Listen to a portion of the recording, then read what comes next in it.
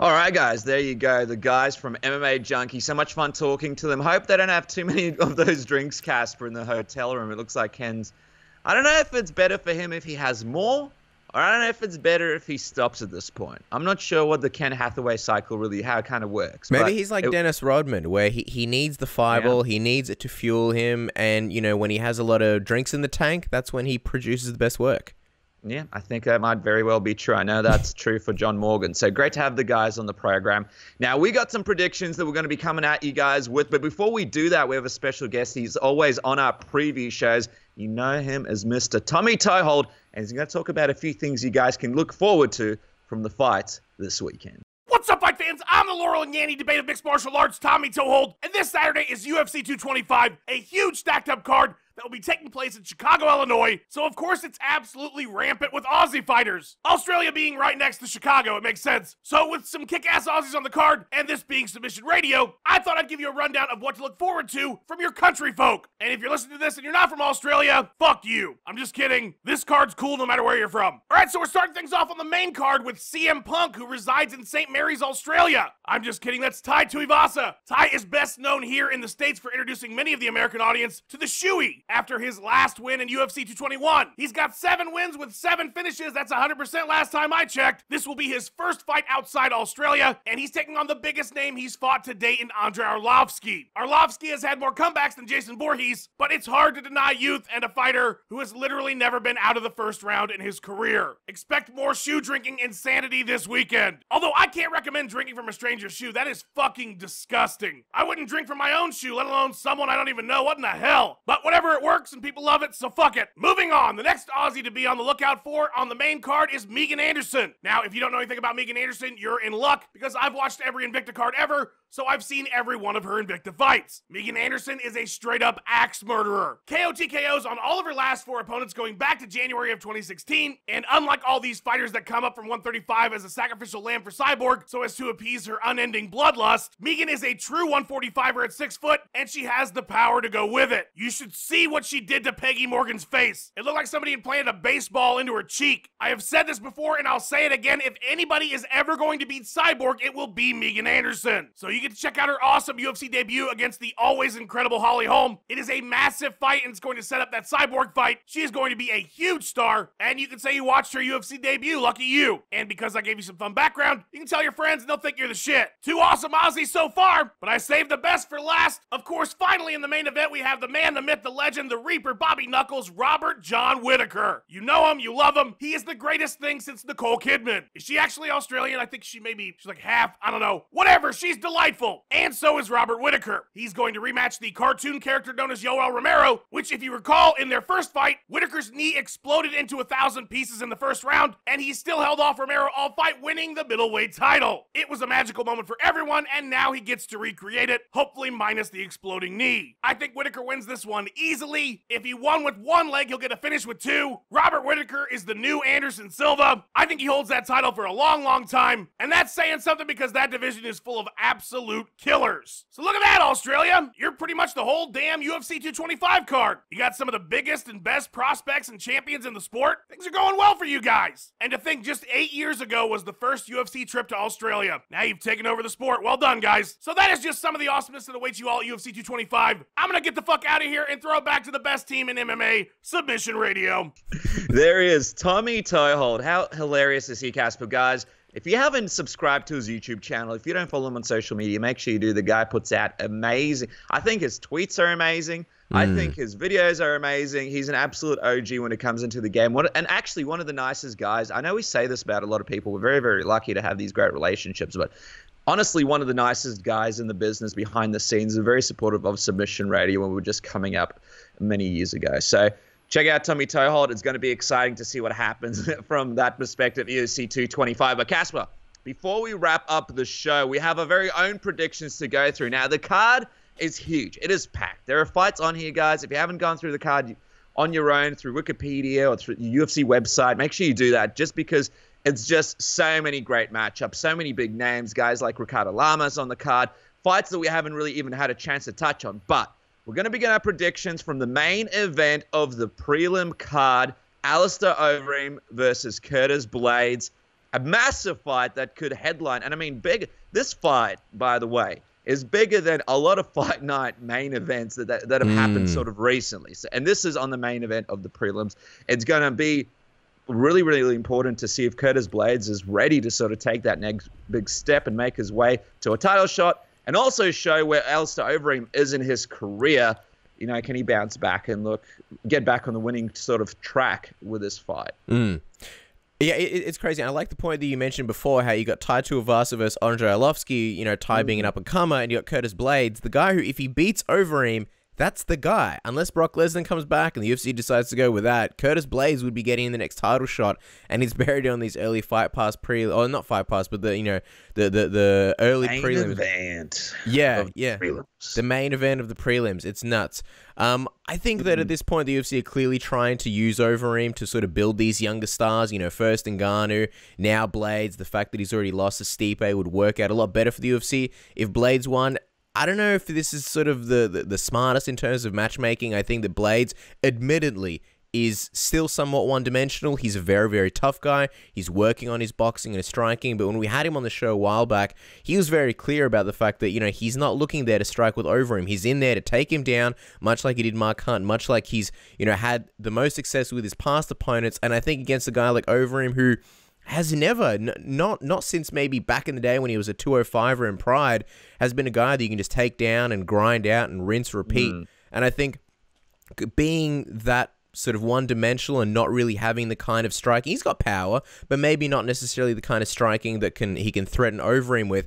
I think it's going to be a little bit of trouble for him. And Overeem's this guy now where he's so tactical, he likes to stay on the outside, and I think that's what he's going to do. And he's very patient. I think a lot more patient than Mark Hunt. So I think he's going to stay on the outside. He's going to pick Blaydes apart, and I think Blaydes would probably be best going for single legs and try and tie him up and go in the clinch. But, man, I see Overeem honestly getting a TKO in the second round. That's my prediction. I think he's going to spoil the UFC's plans and potentially propel himself to somewhere near a next title shot. Although, I don't know if that's ever going to happen. What do you think? I mean, he'll be in the mix. And it's interesting what you mentioned because, yeah, I definitely agree with you. But in terms of coming out and being patient, you know, Overeem has had a big history of underestimating guys, coming out and just doing things where you're like, why is he doing that? For example, the Ngannou fight, like, what the hell was he thinking there?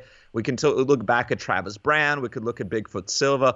So what I'm thinking here is this. Curtis Blaydes, compared to a lot of Alistair Overeem's previous opponents, isn't as dangerous, especially with the fact that Alistair knows, like you mentioned, that when it comes to wrestling and submissions and grappling, it's an area that he's pretty comfortable in, and he's been pretty comfortable in this area for quite some time. So knowing that Curtis Blaydes' striking isn't dangerous, and I mean, we don't know how far he's come since his last fight, but he's still definitely working in the area. I just hope Alistair Overeem doesn't come out, I suppose, overconfident and doesn't start just doing stupid things in the octagon because he thinks that Curtis Blaydes can't do anything.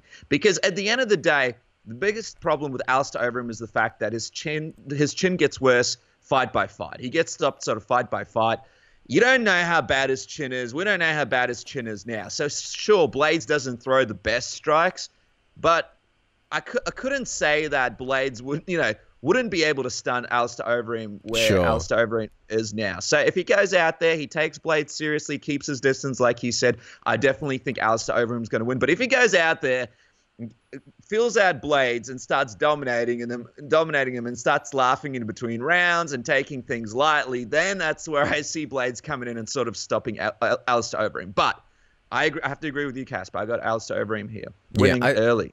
I think the key for Overeem is not to get over-aggressive, because that's when Blaydes can use that momentum and take Overeem down. But, like you mentioned, I could see a scenario where Blaydes sort of, the fact that he's saying he won't strike with Overeem, could it be mind games? I don't think it is. But maybe he, feints a single leg or a double leg, and then he goes in with a strike and potentially stuns Overeem. I wouldn't be surprised. But, yeah, the official pick is Overeem second round TKO. CM Punk versus Mike Jackson. A fight that I'm not going to lie, I'm really interested in and really looking forward to. This is going to be a huge moment. I can't wait for CM Punk's walkout. That's going to be a big moment in on itself. As far as the fight itself, I think Robin Black put it very well, and something that a lot of people have echoed, where CM Punk, unlike Mike Jackson, he's had the ability, has so much money that he can just train full time for the last I think it's been a year and a half, whereas Mike Jackson obviously trains at some high-level gyms, but at the same time, he does have other jobs and other work that he still needs to tend to. At the end of the day, he's got so much more experience than CM Punk. He's fought in Muay Thai, in boxing, he's had amateur MMA wins, and I think even though experience doesn't always get you the win, and it's not always a huge factor, when there is so little experience between both guys, it is a big factor. And I think even in the Mickey Gall fight with CM Punk, he came out, he looked so inexperienced. You know, even in the first few seconds, he made huge mistakes. And sure, Mike Jackson got dominated very quickly, but at least he looked relaxed. At least he looked fluid. His chin was in the air, but you can see that this is a guy that has had experience. You know, he moved better. He wasn't as stiff. So I don't know. I'm picking Mike Jackson.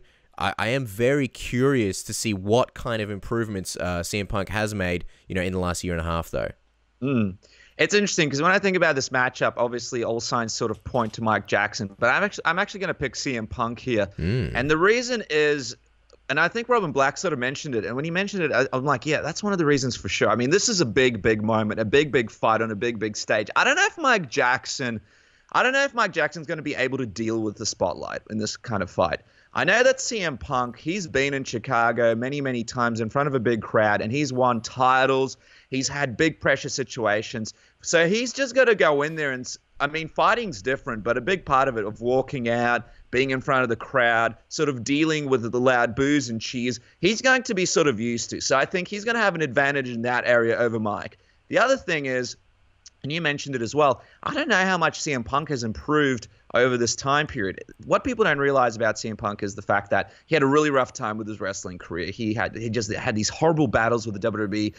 When he describes it, it almost sounds like he was sort of getting pretty depressed near the end of that run. He had all these health issues. So when he went out to MMA, he's kind of doing this thing as a hobby. It's like a passion of his. So even though he can afford to be in the gym, he actually enjoys being in the gym. Like, he enjoys training. This is when you and me, Kacper, when we go out to a nice place and eat, that's training to him. He's enjoying it. This is like a dream of his coming true. He's happy that he's out from under the thumb of Vince McMahon, the WWE, and the rigors of being on the road. For him, this is like Shawshank Redemption, when the guy breaks out of the prison and runs through the rain, and he's like, yes, I'm free. Him going back into that ring.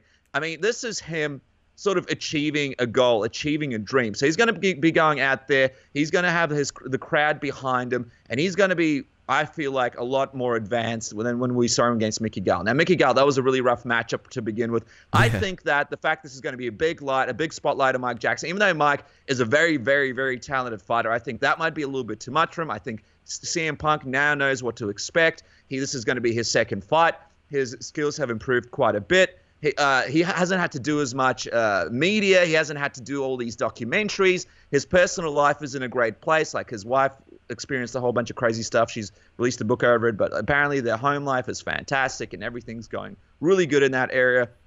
They just got through that court case with a lawyer from the WWE. So it seems like everything's going good in his personal life. It seems like everything has been going well for him through these training camps. It seems like he hasn't had to deal with people like us sort of interviewing him all the time. He's going to go in there more focused and more ready than ever. And I think the spotlight will be a little bit too much for Mike. So I think he will win this fight. And I think after he wins this fight, I do sort of see roads leading back to a possible WWE return for him for a big pay-per-view. I feel like he's going to do this, and then I almost feel like Dana White and Vince is almost going to deliver sort of a bridge to Vince McMahon. I know they have a bit of a relationship. After he wins this fight, I almost feel like Dana White might even help instigate sort of a rebuilding of a possible relationship between him and Vince McMahon, and sort of letting CM Punk go to the WWE, sort of paying WWE back for, letting Brock Lesnar come over, and possibly letting Brock Lesnar come over in the future and stuff like that. It's a good theory. I like it. Dana White's going to be kind of playing pimp. This is like when you have a friend and they've got a hot friend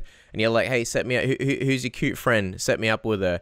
That's basically going to be like Vince McMahon. Like, well, hey. Because if you look at it from Vince McMahon's perspective, if he gives Dana Brock Lesnar, and by the way, like, obviously this a lot has to do with contract negotiations, and Brock would technically be allowed to do it, but you still need Vince to support this thing. Because if Vince wants to get in the middle of this, I mean, this is a guy that's got a team of lawyers that could tie things up. He can make things really difficult. But from Dana White's perspective, what does Dana have to offer Vince McMahon? I mean, Conor McGregor, it's not exactly a situation where Dana White can say, hey, Conor, go do this WWE thing. I mean, Conor McGregor does what Conor McGregor wants. And if Conor McGregor wants to go to the WWE, I doubt that Dana White is going to be the person that gets him to do it. It's going to be a big amount of money from the WWE offering him to do like a WrestleMania or something like that. But when it comes to CM Punk, yeah, the WWE would really, I mean, they're really struggling for star power. If Dana White could help, begin that relationship kicking off again, that's actually a big thing that he could do for Vince McMahon. Because from what I understand, CM Punk wants nothing to do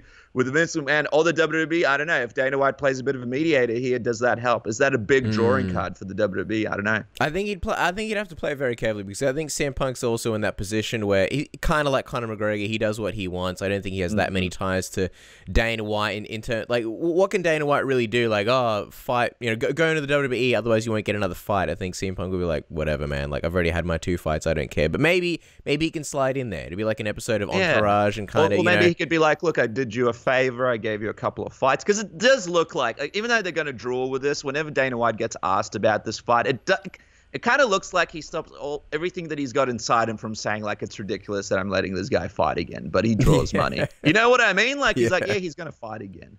But he's not even like promoting it. You know what I mean? He's not even at a point now where he's like, everyone's going to have to tune in. It's just on there. It's like he's not proud of it. It's there. He's not proud of it. He understands he's going to draw money, and it's a favor for CM Punk. But I wonder if the fact that he's done him a bunch of favors and sort of worked with him kind of helps with that relationship of him. Hey, maybe you can do me a favor and try speaking to these guys, or maybe I can come in and we can have a meeting. I don't know what could happen. But it'll be interesting to see where it goes from there. But I got CM Punk winning, Kacper. I got him winning. Well, there you go. Probably more of a situation where it's a decision win and he sort of grinds something out. Mike gets distracted by the spotlight, the lights, the cheers, the boos, kind of loses his focus for a couple of rounds and finds himself on the wrong end of a decision loss. I think that'd be interesting. I find it hard to see CM Punk lasting 3 rounds, to be perfectly honest. I think that not being prepared for that kind of cardio, I think it's one thing doing it in the gym. I think doing it in a live fight is a different story. But yeah, I don't know. You've got Punk. It is. But then it's just so many factors. So for some people it is. For other people it's not. Some people can prepare for it in the gym. Other people can't. A lot of it will have to also affect Mike, because when he's going to be in the spotlight on the main card and everyone's going to be booing him and CM Punk's the main guy, that takes a lot of your energy away for those 3 rounds as well. So it's such a combination of things. It'll be hard to tell. Honestly, it's like predicting a fight for a guy that we haven't seen any fight footage on. Yeah. We saw him have one fight against a guy that was way better than him, and we have no idea what he's doing now. So it's like predicting a fight for a mystery character that we've never seen before. Pretty much. It's just for a bit of fun. I'm curious who you have in Tai Tuivasa versus Andrei Arlovski, because I personally have Tai winning in the first round KO. I just don't like the combination of Tai Tuivasa's fists and Andrei Arlovski's chin. But like we spoke about with John Morgan and Ken Hathaway, Andrei Arlovski really has the opportunity here to make things interesting. And as they said, by interesting, things could get a little bit boring. I'm fully expecting Andrei Arlovski to come out with a lot of wrestling, a lot of clinching, a lot of grappling. If he's going to do it against Stefan Struve, I absolutely think he's going to do it against someone as dangerous as Tai Tuivasa. And I don't know, like, Tai Tuivasa was very honest about how his wrestling is the part of his game that needs the most work. That's the reason why he wants to potentially go to AK after this fight. If he was to lose, this could be a great thing for Tai. This could be a good turning point. He doesn't strike me as the guy who needs a reality check. It seems like he's already very, I guess, firmly grounded in reality. But I think win or lose, this is a funny fight, because it's like, if he wins, he has to get a bigger name, and I don't think he's ready for those upper echelon wrestlers and the upper guys in the division. So it's a bit of a weird fight. I think they could have sort of delayed this rise, but at the same time, if he does lose, he's so young and it doesn't really matter, and this could be a feel good moment for Andrei Arlovski. But yeah, the other thing is, this is kind of like a do over. People don't realize, but he did fight Peter Graham. It was a mixed rules fight, which is why it's not on his official MMA record. And at the time, Tai Tuivasa, if you look at that fight, he was huge. I don't know what his official weight was. He looked somewhere around 300, and he sort of had a lot of success against Peter Graham, who wasn't necessarily in his prime, but then he got tired, and Peter Graham ended up finishing him. This is kind of like a do-over for him to fight another legend of the sport, and sort of get this big win. But yeah, I think he definitely has huge speed, a huge power advantage, and I do think he's going to catch Andre with something probably early in the first round, and I think Andre's game plan of wrestling and clinching is going to go out the window. What do you think, Denis? Yeah, no, I absolutely agree with you. I think this is Ty's fight. He can go there. He can stop Arlovski early.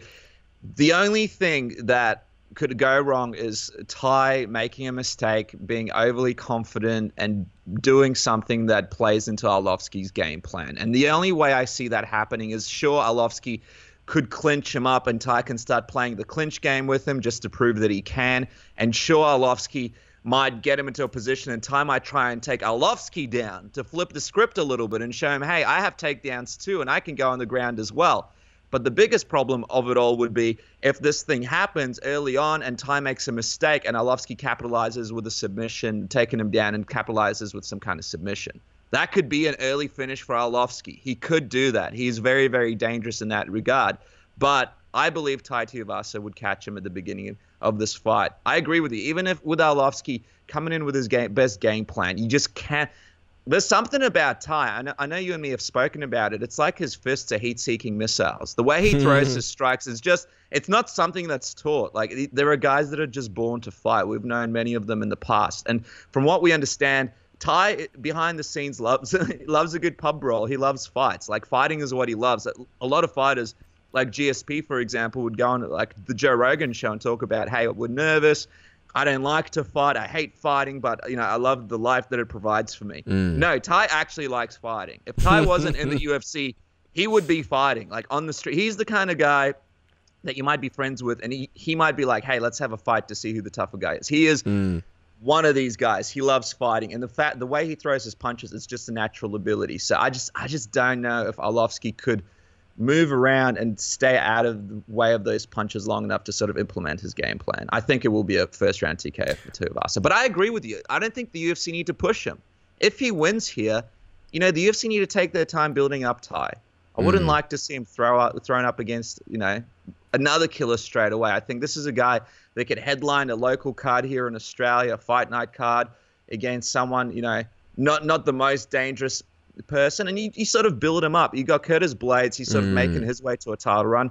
Let Curtis do his thing and let Ty sort of build his name up and build up his streak. And I think, yeah, absolutely. And I think the good thing about Ty also is he's spoken about how he doesn't go for the knockout in fights. The knockout just kind of comes. Even though it may seem that way, he said he's never really looking for it. He's just trying to be technical, trying to throw the strikes, and the knockout just eventually happens. But he does have a very, very good killer instinct. And he trains really hard. Yeah. People don't realize this, but this is a guy that trains hard all the time. He generally stays in pretty decent shape, and he does a lot of road work, a lot of running. I mean, he goes around a whole bunch of different camps and trains. This is not a guy that sort of sits around. I think the biggest drawback with Mark Hunt, I mean, the guy has had a legendary career, but when Mark Hunt wasn't fighting, he wasn't training, and he would have to train hard just to get to a base level fitness. Whereas I think guys like Ty, they're sort of a new breed where they're always staying at a certain fitness. Guys like Ty, guys like Tyson Pedro, these guys are always training. These guys aren't letting themselves sort of blow out of proportion in between fights. For sure. Moving on to another Aussie, Megan Anderson versus Holly Holm. Man, I think this is too much too soon for Megan Anderson. I think this is a very, very weird matchup by the UFC, very weird matchmaking. You know, if Holly wins, does she go on to fight Cyborg? That's not really the fight that people want to see. You know, if I think Holly Holm wants to go back to 135, so that's a weird situation in of itself. I think that with Megan Anderson, she's obviously got a lot more power than Holly Holm. She's still quite green. She's still quite hittable. I don't know how Holly Holm will do in that sense because she is a little bit smaller than some of Megan's competition, but I think she will be able to find some of the shots, some of the moments. And the thing is, Megan, she likes to sort of clinch and she likes to make fights very ugly. And she is very tough to the point where she's happy to slug it out and battle, you know, in the pocket. I don't think that that's really going to work against Holly Holm. I'm curious to see how Megan's able to sort of use her reach, her size. What has she been working on for the last... You know, she's been away for, I think, about 16 months or so. Yeah. So I am expecting to see a new version of Megan Anderson. She is quite young in her career, and so when fighters are young in their career, they are able to make those leaps and bounds relatively quickly, and she's young in general. So I'm curious to see what package she's bringing, but I think, honestly, it's going to be too much too soon for her, and I think Holly Holm's going to take out a decision. I think the fact that it's only 3 rounds sort of benefits Holly Holm as well, that, you know, she really only has to do well for 3 rounds in order to secure victory, and I think she will. What do you think, Denis? Yeah, I agree. I think it will be a win for Holly Holm. I think it could be even a stoppage sort of in the second round. But here's the thing for Megan Anderson, and this is what I suppose the fight could have a benefit for her. If this fight goes for 3 rounds, and if she sort of pushes the action while Holly Holm sort of moves around and sort of dodges a lot of her punches, and it comes down to that third round, and if Megan has at least a couple of good moments there and Holly still wins the decision, I still think it's sort of a win for Megan Anderson, because people will say, well, you know, she was pushing the action and at least she had these moments of brilliance. But the thing is, I'm just not sure if she's going to have those moments of brilliance or if Holly Holm is going to absolutely dismantle her in this fight. I mean, you mentioned it. It's a big, big step up. It's hard to go against someone like Holly Holm, who is just so skilled. Obviously, we've seen Holly make some big mistakes in her career as well and have some big losses too. So it's not like she's immune to it, but I am expecting her to go in there and use a very, very good game plan by, you know, Coach Winklejohn or Greg Jackson to really dominate Megan Anderson. But yeah. I'm with you. I'm interested to see what kind of Megan Anderson do we see in there. She seems to be fueled by people thinking she doesn't really have much of a chance, and she's been away for a really long time. Maybe she's got some kind of crazy shit that we haven't seen before that she pulls out in this fight. But most likely this will be a Holly Holm domination. And then it'll be super confusing as to what happens next. I agree with you as well. I think it's best for the UFC if Megan Anderson wins, because even if she does win, Holly Holm can still go back down to 135, and it's like, yeah, I lost, but I lost to a 135er. And then you have Megan Anderson versus Chris Cyborg. And if Megan Anderson, which I wouldn't pick her against Chris Cyborg, that's for sure. But if she does beat Chris Cyborg and, you know, Cyborg goes on to boxing, you have a new sort of, I guess, champ ruling the division. Whereas if, you know, she does get a title shot against Cyborg later down the line after losing to Holly Holm, you know, people use MMA maths and say, hey, she already lost to Holly Holm, and Holly Holm lost to Chris Cyborg. So yeah. This is very bizarre. And then if Chris Cyborg and Holly Holm retire, which isn't out of the realm of possibility in the near future, I suppose if she looks okay enough in whatever fights she has, then she can sort of. But she, like Megan Anderson, would not be able to like maintain the division. So we'll see how that tough goes. They're in a very tricky position at the moment. That's the crazy thing. She might have to maintain that division sooner or later. There's a very good. She's young. There's a very good chance that will happen. RDA versus Colby Covington. It's a really important fight for Colby because obviously he's. I think people overlook his ability and people just see him as a trash talker, and he's at this point where he has to, you know, he's talked his way into the big fight, but it's put up or shut up at this point. I think RDA is a really tough matchup for him. I think Colby's a tremendous wrestler, but I think he spends too much striking with his opponents. Maybe not necessarily by choice, but we saw Damian Maia light him up on the feet. We saw Dong Yoon Kim. Even though Colby dominated him largely, there were some tricky moments, and there were some moments where he was sort of stuck on the outside and eating counters. So I think against a guy like RDA who's so well-rounded, who will be able to make him pay on the feet, and he'll be prepared enough for. I'm not going to say he's going to stuff all of Colby's takedowns, but I think he's going to be able to mix things up very well and sort of use offense and stuff takedowns at the same time. He's also very good in the clinch. Definitely not better than Colby Covington, but I don't know. I think this is a very tough fight for Colby, and I think in the later rounds, I'm curious to see who's sort of the fresher man. Will Colby be able to stuff RDA's takedowns for long enough, and how's he going to look in the 4th and the 5th round? And RDA, we know he has championship experience. We know he can go through grueling fights. We don't know that about Colby Covington. I can guess it because he has that wrestler mentality, but I think at some point, even in the later rounds, RDA will still be dangerous enough. So I do have RDA by 2nd round TKO. I think he's going to stuff Colby's initial takedowns, and I think he will light him up. What do you think, Denis? No, I agree with you. And it's been mentioned earlier on in the episode that, you know, Covington's willing to take the shots to get in there and and get his wrestling on, but the shots from RDA are different to the shots from Damian Maia. Sure. And that's where you got to look at the fact that, hey, how many times can you go through that corridor and take those shots before, you know, he ends up, you know, on his back sort of looking at the lights, a TKO'd in the corner. So it's going to be a very, very difficult fight for him. I think the thing that Covington sort of misses the most out of his trash talk is he'll talk a lot in interviews, and we love having him on the program. And obviously, he's done his whole thing with press conferences.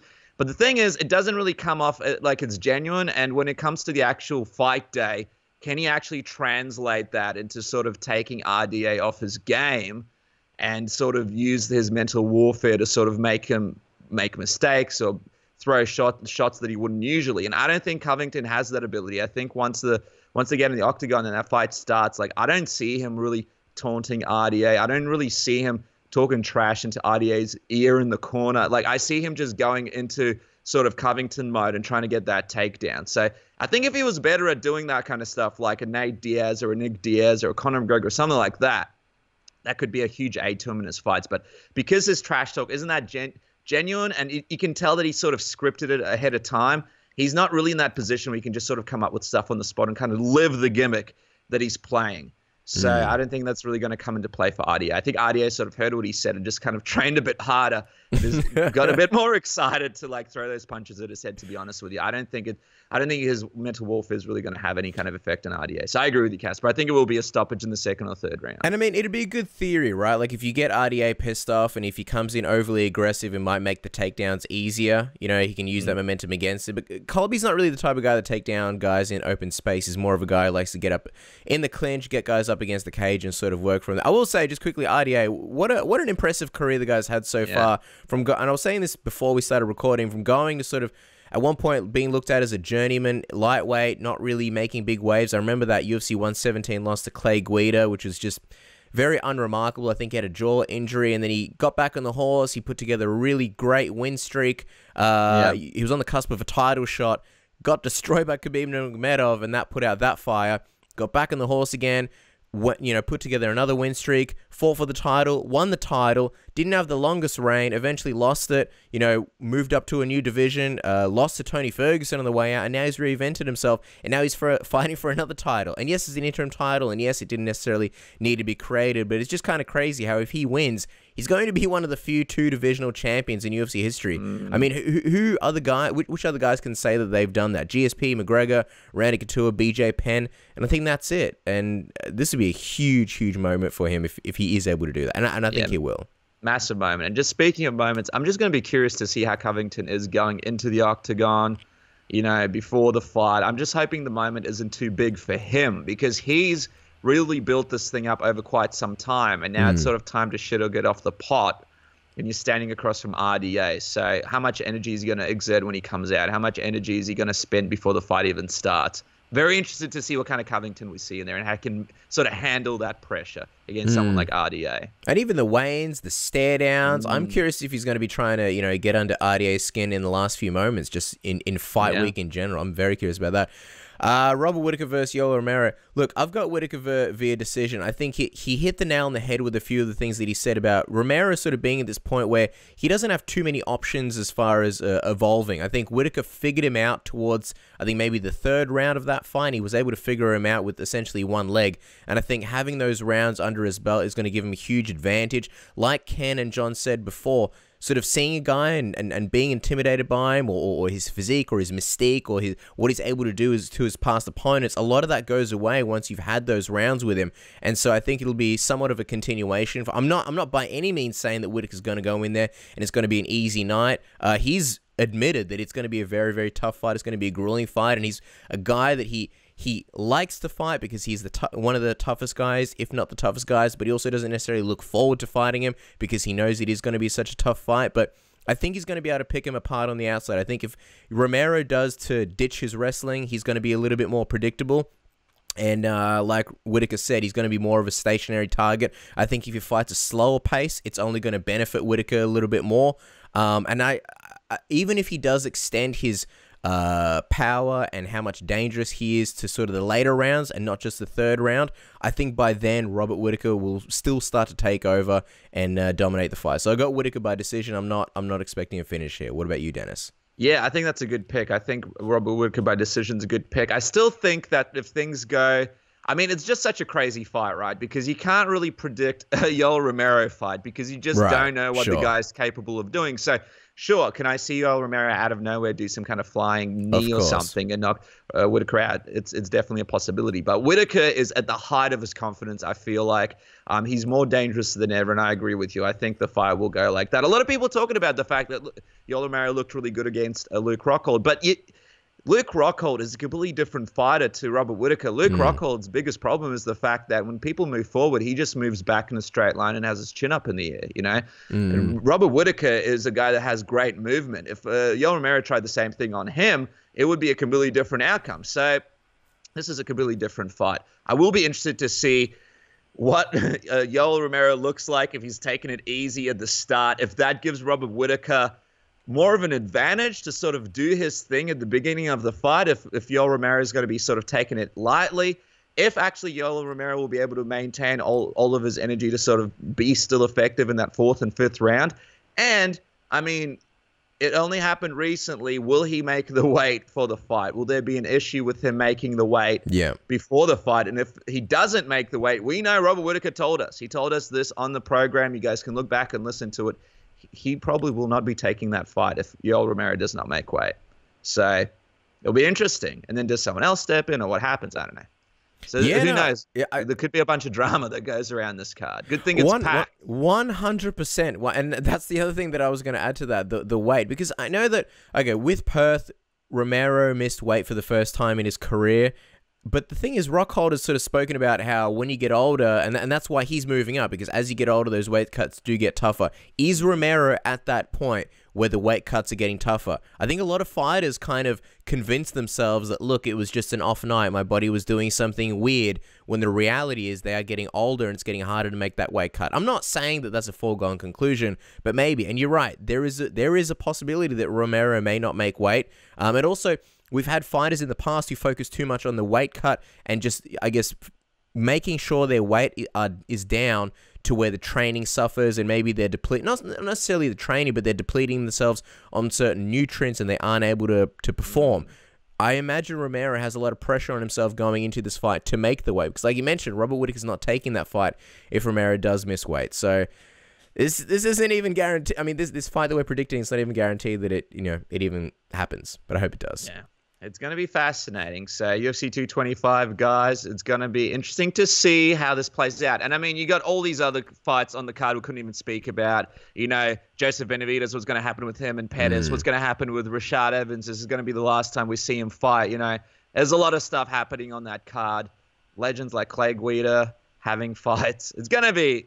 Claudia Gadelha, Carla Esparza, that's a big one. And that's a great story for Esparza as well. Can she do it against Gadelha? You know, that's going to be such a tough test. But if you're, it's kind of one of those cards where usually you tune in, if you're a casual fan, you sort of tune in towards the end of the prelims at the start or the middle of the main event. Here, you got to be watching pretty much from the very beginning. From the beginning, because on the UFC Fight Pass prelims, second fight in, you've got Clay Guida, versus Charles Oliveira, followed by Joseph Benavidez and Sergio Pettis. So things are happening. And then as you move up on the prelim card, second fight in, Ricardo Lamas is back. So there's a lot of stuff happening. There's a lot of stuff to check out. Guys, a big thank you to our guest, Robin Black, for taking some time after his barbecue to chill out and have a chat with us. Obviously, Ken Hathaway and John Morgan absolutely killing it for MMA Junkie. It's great to have them. Tommy Toehold is a fixture on these programs, so it's great for him to be on the program and sort of let us know who we can sort of look out for on the show this weekend. Just a quick reminder to everybody, this beanie that I'm wearing right now, it's actually a beanie that helps tackle brain cancer. It's the Mark Hughes Foundation. It's pretty sweet beanie. Have a look at this. I reckon so you wear the beanie and no more brain cancer, yep. Well, yeah, that's it. But when you take it off, the brain cancer returns.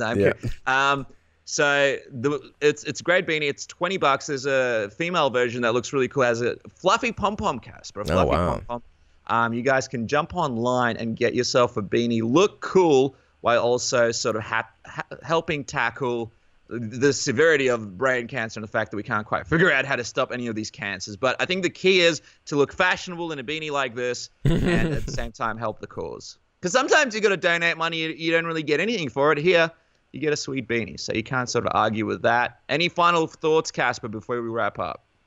I wish I had a beanie to keep me warm because it's very, very cold here in Melbourne right now. And I know we keep repeating it, but it is very cold, which is why I'm wearing Katz's Deli jumper. The Katz's Deli jumper returns from our trip to New York for UFC 205. To this day, the best sandwich I have ever had. I think it was the Reuben. It was some delicious meat. It was some cabbage, some cheese, some homemade relish, or relish that I can only assume is homemade, some perfect bread. It's just just simply amazing. It is the best sandwich I've ever had. And my girlfriend makes very good sandwiches, but she doesn't listen to the show, so it's okay. I can say it here. If you combine all of her best sandwiches, the greatest hits, and you combine them all, they still wouldn't match up to the Reuben. It's it's like her sandwich is like the Avengers. You can put them all together, but there's still no match for Thanos, and Reuben is the Thanos of sandwiches. So there we go. I love it. They should have a Josh Brolin sandwich in spite of that. But guys, that is it. We'll catch you. So no episode next week, just so you know, but we will be back the week after. So we'll catch you guys then, and enjoy the Aussie takeover this weekend.